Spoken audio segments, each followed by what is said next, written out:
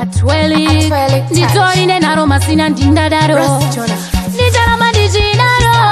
Chichagara zwaka baba Unopiwa kwa chai minzwa ingomara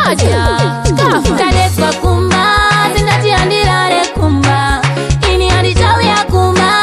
Shero mukapisa matumba Nasika ndibacha katimba Iko kandipeza simba Saka andichawi ya kumba Shero mukapisa matumba Iko kandipeza simba Ndaona bamwe bachitiza kumba Kupinga mkumba kumba Ndaona bamwe bachisara bani mimba Bana bachitiza kumba Jini nile naro inga wani no shiema Shero ndakapeka mama Kana ikaparuka shutatu seku jamba Kadeswa kumba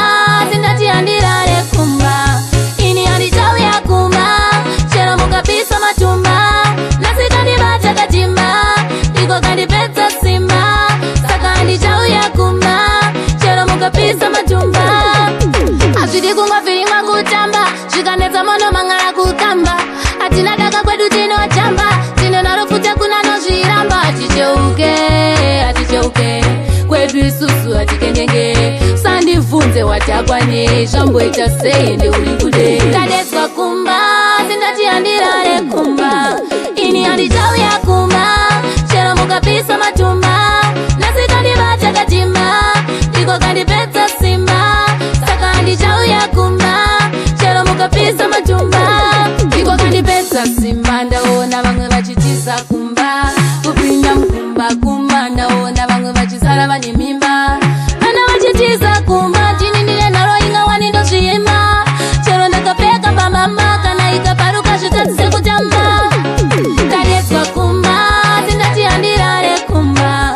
Ini andichawi ya kumba Shero mukapisa matumba Nasika ndibacha katimba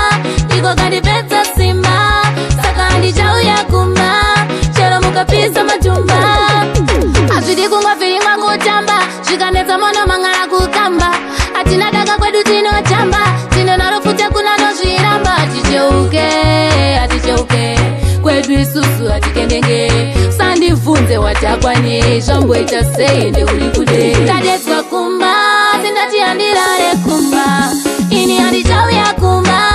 Shero mukapisa matumba Nasika ndibacha katimba Iko kandipeza simba Saka andichawi ya kumba Shero mukapisa matumba Kadeswa kumba Zindati andirare kumba Ini andichawi ya kumba Shero mukapisa matumba Nasika ndibacha katimba Iko kandipeza simba Saka andichawi ya kumba Shero mukapisa matumba